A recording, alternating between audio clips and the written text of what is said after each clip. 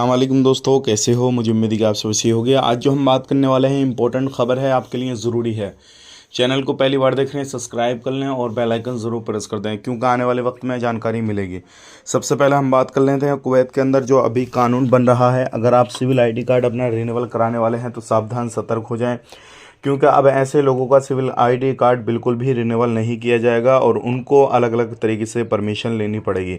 सबसे पहले मैं आपको बताना चाहूँगा, अगर आप कुवैत के अंदर रहते हैं तो आप सिविल आईडी कार्ड जब रिन्यूअल करने के लिए जाएंगे किसी भी तरीके से, तो आपका एड्रेस देखा जाएगा और देखने के बाद में ये देखा जाएगा कि ये बंदा कहाँ पर रहता है, कहाँ पर नहीं।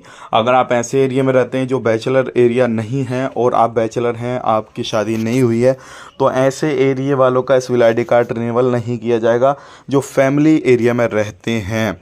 तो मतलब आप जिस जगह पर परमिशन नहीं है आपको रहने की, वहाँ पे आप रहते हैं, आपका एड्रेस चेक किया जाएगा।